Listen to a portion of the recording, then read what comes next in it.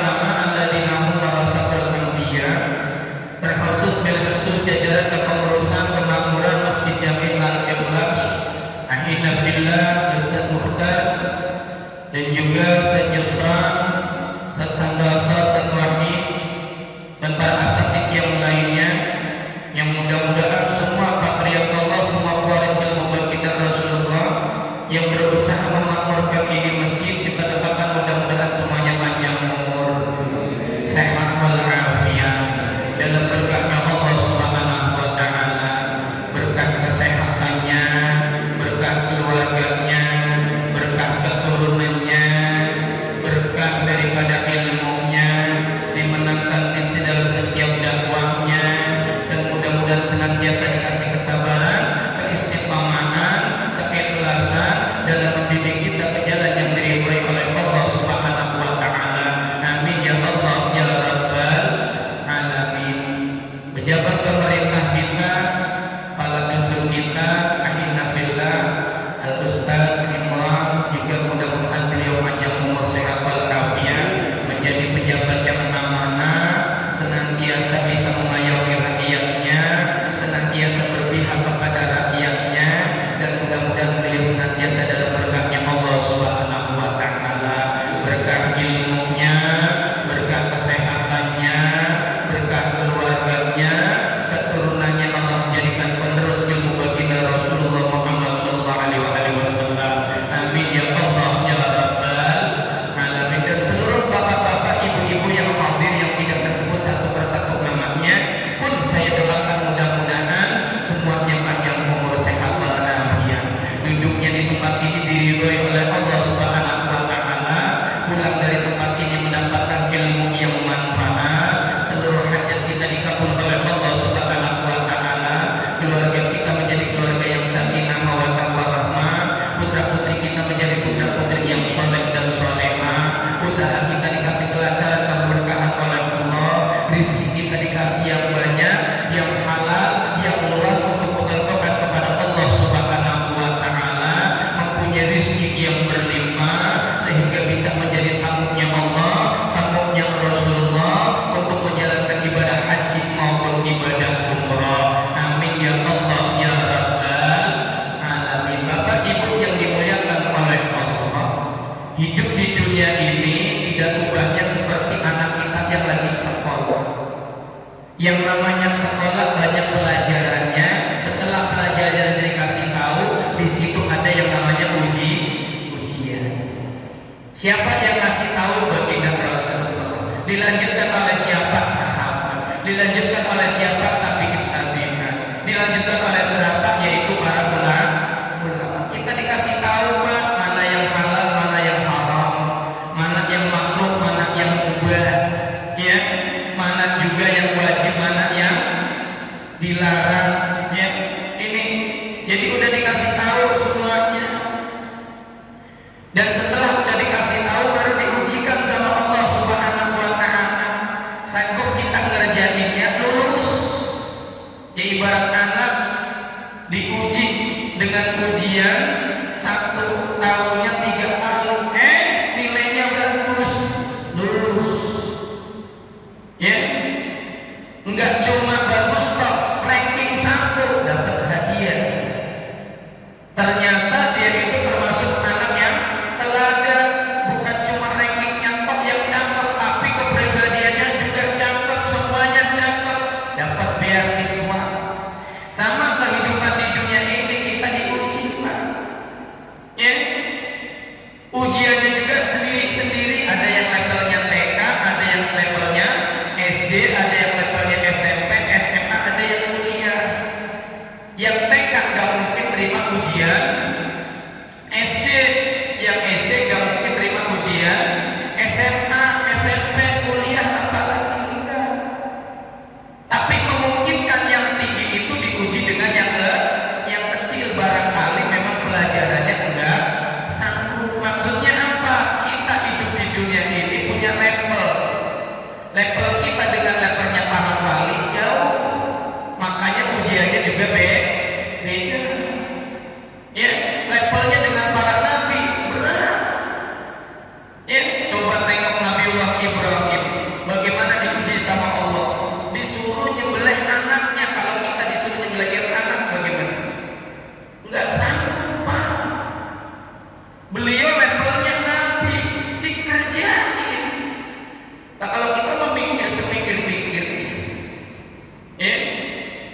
disuruh ninggalin istri cakep lagi, hamil di tengah padang pasir, levelnya Nabi, dikerjain,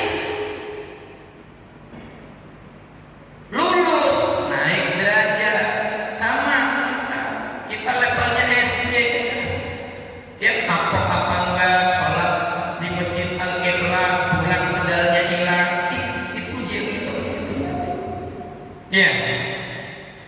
Dipanggil sama Pak Dusun, selamatan, pulang enggak dikasih besek, marah enggak, itu balikkan model itu. Coba tengok Al-Qur'annya, alladzi khalaqal mauta wal hayata liyabluwakum ayyukum ahsanu amala wa huwal azizul ghafur. Dan dialah Allah dan yang menciptakan kematian dan kehidupan untuk menguji kalian. Untuk menguji kalian. Kita diuji, Pak. Ayyukum ahsanu amala, di antara kalian siapa yang lebih baik? Syar'al fit al-khair minallah. Kebaikan, kejelekan datangnya dari Allah. Wa la nabluukum bisyarri wal khairi fitnah wa ilaina turja'un. Dan aku akan uji kalian, kata Allah, bisyarr wal khair, dengan kejelekan dan dengan kebaikan, sebagai ujian. Sanggup enggak kita jalaninya? Di antara ujian Allah yang diberitahukan anak para nabi, yang harus kita kerjain, ya, yang harus kita pikirin, sanggup kita kerjain tersebut, maka kita lulus. Apa itu? Yang pertama, bentuk perintah Allah, bentuk perintah Allah. Kita tahu, Pak, satu yang diperintahkan Allah pada kita apa? Salat 5 waktu. Ya, ini perintah Allah nih. Salat bukan cuma kita, Nabi kita pun disuruh sholat. Kita disuruh sholat. Iqamis shalah wa ita'iz zakat warka'u ma'ar raki'in. Dirikan salat, kita disuruh diriin salat. Udah. Innal arda masjidan, sesungguhnya bumi ini adalah masjid. Sampai mau sholat di mana, Pak? Belum sanggup ke masjid di rumah. Ada di tengah lapangan, yang penting bersih, suci, tempatnya sama. Yang penting memenuhi syarat. Kalau kita udah diriin salat, apa yang dikasih sama Allah? Apa? Hubbullah. Allah akan cinta. Kenapa? Karena kita jalani perintah Allah. Coba Ustaz Santoso perintah anak-anak beliin bapak, lagi nggak enak amat beliin STMJ, malas. Kira-kira begitu. Hah? Di perintah kita perintah anak, nyeklak jawabnya, malas. Enak nggak? Kira-kira tuh bocah kalau minta dikasih kan? Yuk kita bayangin ya, kita bayangin. Ya, kita diperintah sama Allah suruh sholat, nggak kudu berdiri, Pak. Tuh masih disuruh dikasih keringanan, nggak sanggup diri boleh duduk juga masih repot, boleh berbaring juga badannya masih payah, boleh pakai isyarat, pakai isyarat matanya udah merem Ustaz, tapi masih ingat siapa dengar ini siapa, pakai isyarat hatinya juga udah diem, sholatin. Masih boleh, Pak, nggak kudu berdiri. Ya, sholat itu ibarat sedekah, nggak bisa banyak, dikit dah. Ya, nggak bisa dikit, paling nggak ngucap yang cakep. Ya, ini udah nggak sedekah, marah. Ya, nggak sedekah, nggak. Nih, Bapak Ibu yang dimuliakan oleh Allah Subhanahu wa Ta'ala, salat jalani yang baik. Ada ilmunya, mana hukumnya, mana yang batalin, mana syaratnya dikasih tahu. Kita jalani yang sebaik-baiknya. Yuhibbullah, Allah akan cinta kepadanya.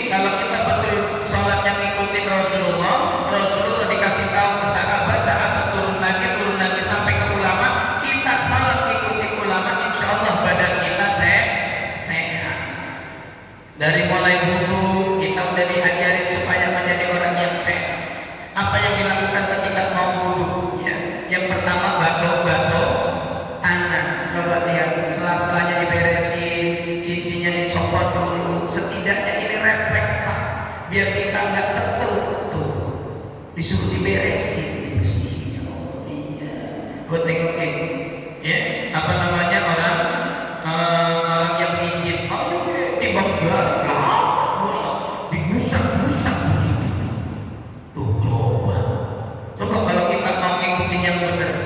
Ketika wudu, ya Allah, sehat Pak. Ya, yang jadi sunnah mama dijalani benar-benar. Ya, umur masukin jari satu kosong. Apa yang terjadi? Awet muda.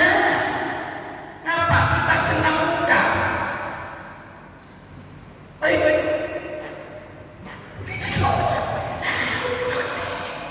Mulut kita. Ya. Ambil lagi senang yang selanjutnya insaf. Ya. Ngirup air bukan basuh hidung, bukan. Ngirup air. Itu filter kita bersih. Hirup. Ya jangan sampai sini, takut ya. Ntar lagi bulu-bulu. Ya, sampai ke dalam biar bersih sininya tuh. Ya, ini segala macam iklan diajarin semuanya sampai muka dipencet bersih. Coba lihat ibu-ibu itu yang kesama, ya ada pijat muka yang dia bayarnya mahal. Ya coba kalau dulu dipraktekin, cakep terus. Bapak Ibu yang dimuliakan oleh Allah Subhanahu Wa Taala, begitu pula dengan yang lain. Salah diajarkan kita supaya sehat dari mulai kita takbir, ya setidaknya ini jantung kita biar gerak. Nah, ya ditaruh yang tenang, fokus ke tempat sujud. Begitu kita supaya kita nggak kena prostat, ya prostat, ya pengen kencing pakai selang, bayangin, ya kita kencing aja pakai ngedeng, ya bagaimana kalau masukin selang? Ya kalau perempuan gitu ya, kita kalau laki-laki dimasukin selang, coba rukuknya yang benar. Yang Ustaz yang udah ngasih tahu ruku, ya peringatan saya dulu kalau waktu pesantren itu kalau ruku dikasih kopi enggak diatur. Nah ini baru begitu doang. Pegang lututnya gitu. Ya ngacak dulu pas saya. Nah ini pas tuh yang lama ambil paling enggak napas 1 sampai 2 kali, ya sambil baca subhana rabbiyal azim wa bihamdi. Nah, latihannya kapan? Sholat tarawih. Ya, sholat tarawih kita lihat imamnya, ya ketika ruku, ya paling enggak sekali. Habib Ja'far, Habib Abdullah Hadi ngajarin paling enggak sekali. Kadang pakai subhanallah.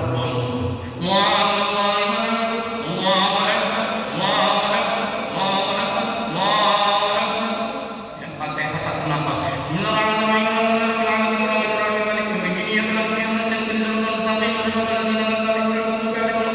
Amin.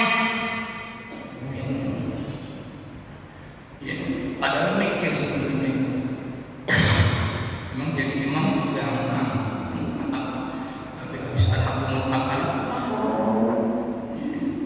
Yang tenang, ngajarin kita biar sehat Pak. Sholat setidaknya ngajarin kita sehat. Ya wayahul malaikat, orang yang mengerjakan sholat itu dalam penjagaan malaikat.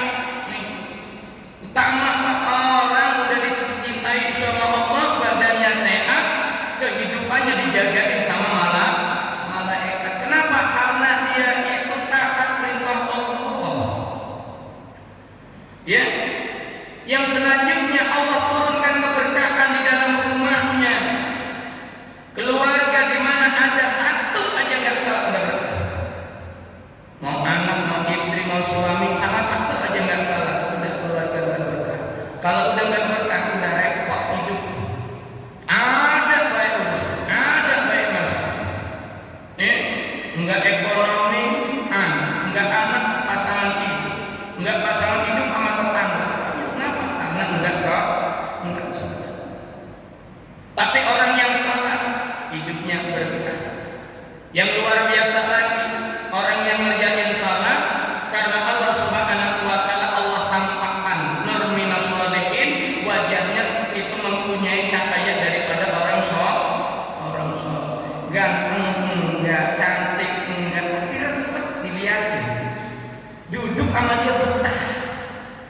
Tapi kalau nggak salat, buangnya kayak apa? Pernah nggak kita duduk sama orang nggak nyaman gitu Pak? Coba tengok indah salatnya. Beneran. Ya. Allah tanami, kenapa? Karena kalau orang udah nggak salat, Allah tanami di hati orang-orang yang beriman. Para ustaz, para orang-orang yang soleh, dikasih di hatinya untuk benci sama dia. Allah yang nanami untuk benci sama dia. Makanya kita punya alat salat. Ya Ustaz, saya masih maksiat, salat buat apa? Salat itu yang setidaknya menghindarkan sampai untuk melakukan maksiat. Yang harusnya judi karena salat nggak judi, yang harusnya minum-minuman karena salat akhirnya nggak minuman. Setidaknya itu aja dulu, mengurangi kebiasaan buruk yang tadinya melakukan perbuatan jelek karena kerjakan sholat, akhirnya enggak kerjain, akhirnya dia itu enggak kerjain perbuatan yang tidak bisa kerjain sholat. Saya masih ngomongin seorang ustaz sholat, saya masih mabuk-mabukan, saya masih sinak sholat, udah sholat aja. Inna sholata tanha 'anil fahsya'i wal munkar. Yang luar biasa nanti sholat yang jagain kita, ya, datang malaikat mungkar nakir, warabbuka wa man nabiyuka wa ma dinuka wa ma qiblatuka wa ma imamuka wa man ikhwan. Kita ngerjain sholat diam. Kamu dulu waktu di dunia jagain aku, sekarang gantian aku yang jagain kamu. Ada apa Kak? Malaikatnya. Ada apa? Lu siapa? Udah gua sholat. Saya nanya doang, siapa Tuhannya, siapa nabinya, apa kiblatnya, apa agamanya, siapa imamnya, siapa teman-teman. Tuhannya dia Allah. Saya wakilnya. Nabinya Muhammad. Imamnya Al-Quran. Agamanya Islam. Kiblatnya Ka'bah. Teman-teman yang mukminin wal mukmin. Dan malaikat angkat tangan kan tidur seperti laksana tidurnya pengantin. Udah gablek, udah bangun-bangun. Yaumul qiyamah, yaumul ba'ts, yaumul hisab. Nyaman sholat bu, sholat. Ya keadaan susah kayak apa sholat. Ya nggak usah cerita masalah kita kepada orang lain. Mau seneng mau kaget jangan ceritain. Cukup ceritain di atas sejadah kita. Kita lagi seneng ceritain kepada Allah tanda syukur. Kita lagi susah ceritain kepada Allah biar kita sabar.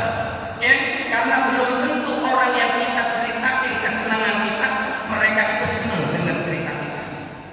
Belum tentu orang yang kita ceritain kesusahan kita mereka itu susah dengan cerita kita. Jangan-jangan mereka senang dengan kesusahan kita, jangan-jangan mereka itu enggak senang dengan kesuksesan kita. Enggak semua. Nih, Pak Ibu yang dimuliakan oleh Allah Subhanahu wa taala, perintah Allah Subhanahu wa taala yang pertama adalah salat. Yang punya istri nanti yang ditanya salatnya dulu baru istri. Di hari kiamat yang punya anak yang ditanya oleh Allah bukan anaknya dulu tapi salatnya dulu. Yang punya harta enggak hartanya dulu, salatnya dulu. Yang punya jabatan enggak jabatannya dulu, salatnya dulu.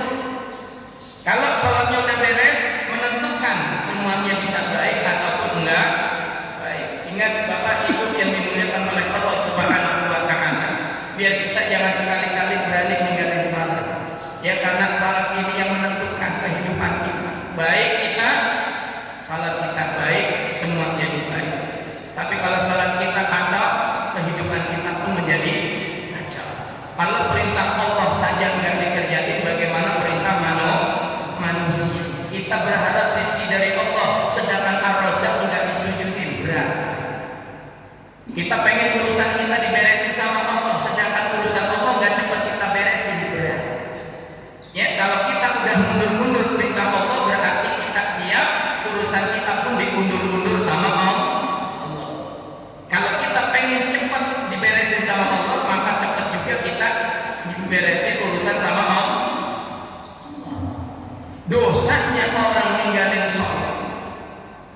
suatu ketika Nabi Musa alaihi salam itu didatangi oleh perempuan, didatangi sama seorang perempuan, mukanya ungu, mukanya kusut. Ya Nabi Allah Musa, aku perempuan banyak dosa, dosa gede, dosa banyak. Lebih banyak mana makasih banyak, lebih gede mana gunung, lebih gede. Emang kamu punya dosa? Aku ini telah berzina. Aku telah berzina, terus aku lahirin. Ya, aku berzina, aku hamil, aku lahirin. Anaknya aku cekik. Sudilah kiranya engkau memintakan ampun atas dosa-dosa. Apa jawab Nabi Musa? Waduh, berat ini. Ya, berat. Pergi. Jangan sampai kampung ini kena azab Allah Subhanahu wa taala. Pengen minta supaya disalurkan taubat. Nabi Allah Musa marah-marah. Akhirnya ini perempuan galau pulang. Baru berapa langkah malaikat Jibril datang. Datang malaikat Jibril. Ya Nabi Allah Musa, apakah engkau yang mempunyai ampunan? Enggak. Allah. Apakah engkau tahu kalau Allah itu juga sebenarnya mengampuni dosanya? Dosa dia terlalu gede, Jibril. Dia berzina, hamil, lahiran, ya, terus dicekek, dimatiin anak. Dosanya udah nggak kira-kira. Allah yang punya ampunan. Ketahuilah Nabi Allah Musa, ada satu dosa yang gedenya lebih gede daripada apa yang dilakukan itu perempuan. Dosa apa itu? Dosa orang yang ninggalin sholat. Ninggalin sholat itu dosanya lebih gede daripada berzina. Hamil, ngelahirin, bayinya dimatiin. Tengokin beberapa makalah ulama, orang yang ninggalin sholat isya, ya, itu Allah gak ridho dia hidup di dunia. Orang yang ninggalin sholat isya, Allah gak ridho dia hidup di dunia. Mau hidup di mana? Kalau udah gak diridhoi sama Allah, gak berkah. Orang yang ninggalin sholat subuh itu akan dipendemin di dalam nerakanya Allah 60 tahun. Ninggalin sholat subuh. Orang yang ninggalin sholat zuhur itu dosanya setara dengan membunuh 300 orang Islam. Sholat zuhur. Orang yang ninggalin sholat asar itu dosanya sama dengan menghancurkan Ka'bah berkeping-keping. Dosanya kayak apa? Orang yang ninggalin salat maghrib itu dosanya sama berzina dengan orang tuanya sendiri. Kalau dia laki-laki zina sama ibunya, kalau dia perempuan seperti zina dengan bapaknya. Ayo Bapak Ibu yang dimuliakan oleh Allah Subhanahu wa taala, perintah Allah adalah ujian. Mau seneng, mau susah, mau sakit, mau sehat, kalau itu udah perintah Allah jalani. Semampunya. Jangan ada kata enggak. Ya, jangan ada kata enggak karena ini perintah. Kalau udah perintah berarti di dalam ada kebahagiaan pasti. Orang yang sholatnya baik, hidupnya baik pasti. Ya, terlebih sholat subuh. Orang yang sholat subuhnya baik, kehidupan dunianya baik pasti. Setidaknya Allah rapiin hatinya, mempunyai kekayaan hati, nerimo, ya, dengan keputusannya Allah Subhanahu wa taala. Qadarnya Allah ditanam dalam hatinya untuk diterimanya. Ketika menjadi orang yang kaya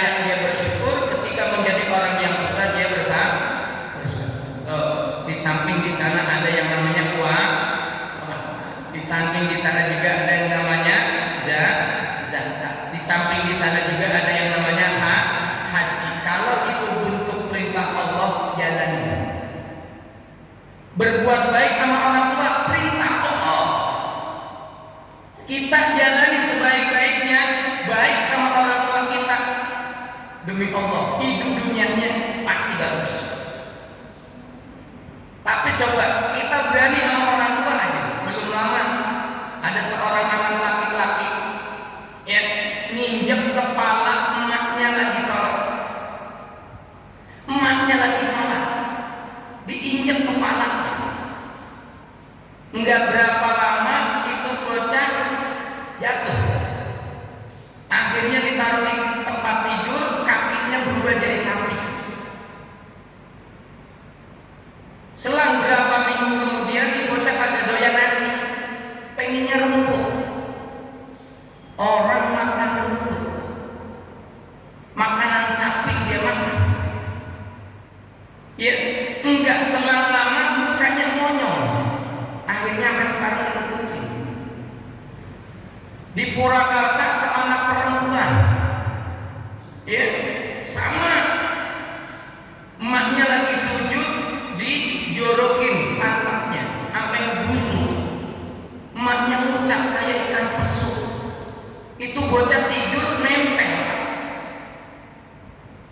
nggak bisa dibalikin lagi, nempel kayak ikan pesut, ikan pari.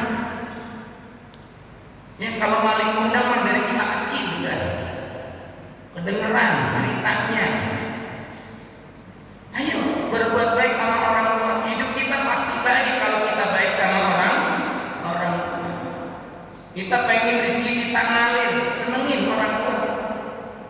Ya, jangan utamain keluarga, utamain orang tua dulu. Kita bisa seperti ini karena orang tua. Ustaz Imran bisa begitu karena orang tua. Saya bisa begini karena orang tua. Ketika pulang kampung paling di atas kuburan doa, nangis, ya Allah. Coba Bapak masih hidupnya melihat Sultan yang sekarang, kayaknya Bapak senang. Emak aja senang melihat Sultan sekarang. Dulu Sultan belum bisa berbakti, belum bisa ngasih apa-apa. Paling bisanya nangis. Yang masih punya orang senengin. Karena itu perintah Allah Subhanahu wa ta'ala. Jangan sekali-kali kita itu jahat sama dia. Jangan sekali-kali kita durhaka sama dia. Nih, yang kedua, bentuk larangan Allah ini juga ujian. Kalau udah dilarang, jangan. Udah dibilang jangan. Sama sampai punya anak, lu jangan main ke sono. Bocah Belanda main ke sono, enak nggak? Marah nggak? Allah sama. Allah melarang kita judi, jangan. Allah melarang kita zina, jangan. Allah melarang kita maling, jangan. Dan paling kecil deh, Nabiullah Isa alaihi salam punya mukjizat. Apa itu? Ngidupin orang yang sudah mati. Nabiullah Isa punya mukjizat, bisa ngidupin orang mati, bisa nyembuhin orang sakit. Nabiullah Isa. Suatu ketika Nabiullah Isa disuruh bangunin orang yang sudah meninggal dunia. Ini orang udah 70 tahun lebih, dibangunin. Begitu bangun, ini orang bertanya, apakah sudah diangkat? Belum.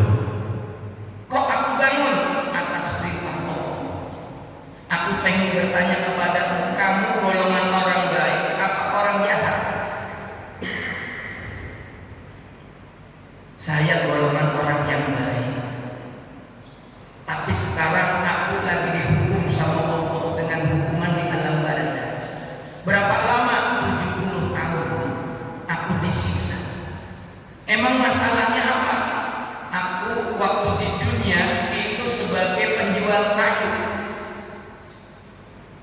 Suatu ketika ada seorang perempuan itu beli kayu sama aku. Aku anterin itu kayu. Pas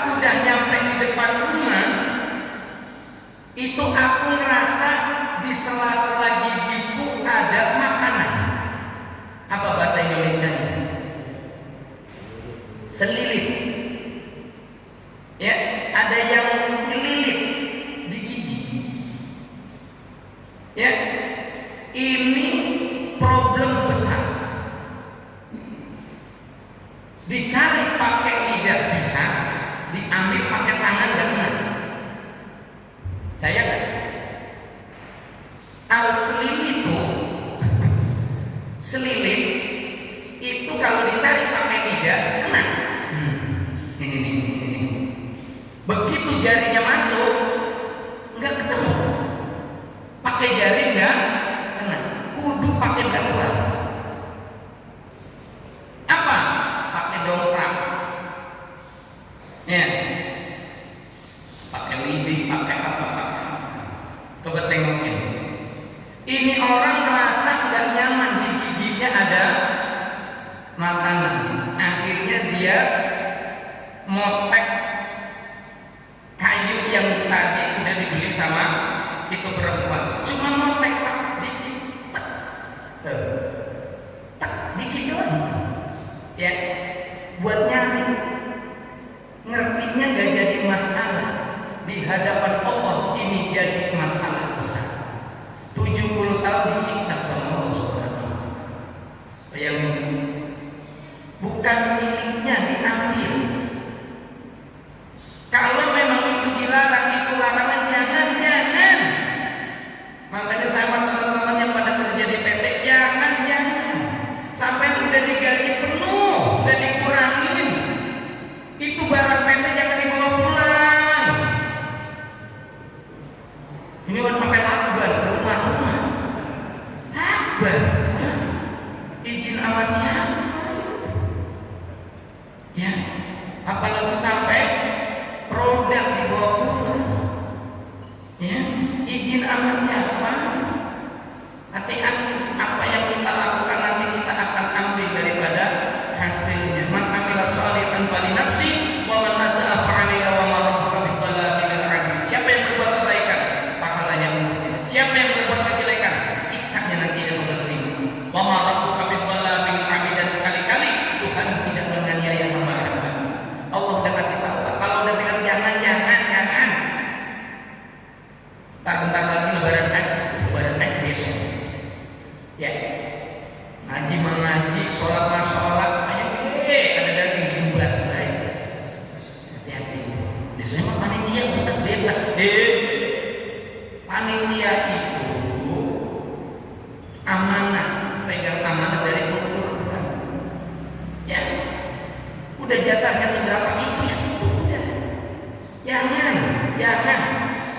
Kalau udah dilarang ya. Terus hidupnya pasti gak enak. Orang yang melakukan perbuatan yang dilarang sama Allah hidupnya gak nyaman. Coba ini. Orang yang suka judi didatengin sama Pak Dusun, Pak RT, dikira mau ya interogasi judinya. Yang jadi maling, ada ambulan lewat udah ketakutan. Dikira polisi mau ke rumahnya. Ngapa? Ya karena yang ditanemin supaya takut. Dan itu memang dilarang sama Allah Subhanahu wa ta'ala. Ibu bapak yang dimuliakan oleh Allah Subhanahu wa ta'ala. Dan lagi 10 menit lagi waktu isyraq, kita pulang. Sebelum pulang salat 2 rakaat, insyaallah pulang kita mendapatkan ibadah haji dan umrah insyaallah. Bapak ibu yang dimuliakan oleh Allah, ujian dari Allah. Yang kedua adalah larangan. Kalau udah jangan. Ya, mau minum minuman, mau zina, mau mau nyuri, mau madat, mau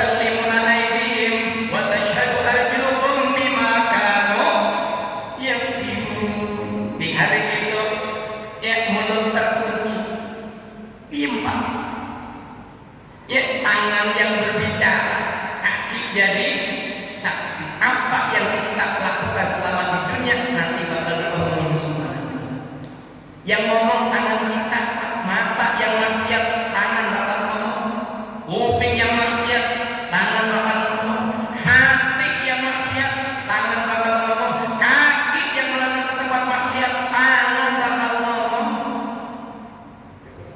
Nggak ada kita bisa mungkin, nggak ada ngeles di dunia, bisa di hadapan Allah. Khairul hakimin, sebaik-baiknya hakim. Nggak bisa kita mau nyoba masih pak pengacara agak laku. Nah, agak laku. Ayo yang punya dikasih nikmat sama Allah Subhanahu wa taala, gunain untuk bersyukur kepada Allah. Ya, gunain untuk bersyukur kepada Allah. Maaf, ya, Pak Wahid lagi dijamin sama Pak Dusun hidupnya tiap hari, dikasih sama Pak Dusun tiap hari duit 200.000, ya, dikasih 200.000. Berasnya tiap minggu 10 kilo, ya, kehidupan keluarganya dijamin sama Pak Dusun. Kira-kira Ustaz Wahid diperintah sama Pak Dusun suatu urusan, kira-kira jalanin nggak? Lagi kurang sehat badan, kira-kira tetap jalanin nggak? Jalanin. Kenapa? Karena udah dibaikin Allah, Pak. Ngasih kebaikan kita berapa banyak? 2 tahun yang lalu udara oksigen 1 tabung berapa? Aduh, 2 tahun yang lalu 1 tabung berapa? 300.000. Berapa jam? Ayo, 7 jam. Ya Allah, tangan ini malam-malam dipanggil, Assalamualaikum Ustaz, ada di rumah ya, warga kami ada yang meninggal Ustaz kena COVID Ustaz, minta tolong dimandiin. Iya benar, saya mandiin orang kena COVID banyak, sama yang tinggal waktunya mati mati, kalau nggak mati nggak mati, yang takutnya cepet mati. Memang tugas tuh. Ya Allah, 7 jam 300.000, kita hidup sehari semalam 24 jam. Berarti kita butuh setidaknya 3 tabung 900.000. Kita hidup udah berapa tahun? Hitung-hitungan. Itu baru yang namanya udara. Mata kita kedip sehari nggak kurang 300 kali. Pernah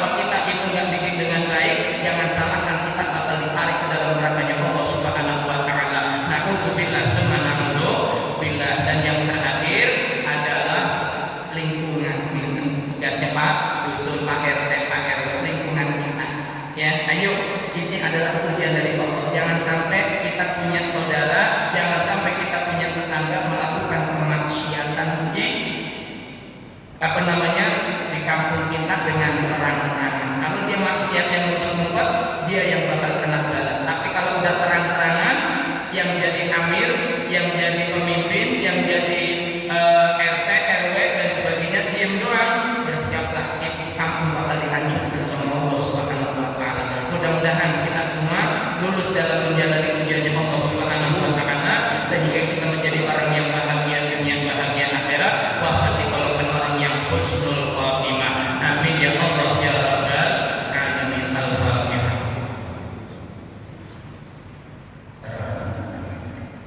Iya. Bismillahirrahmanirrahim.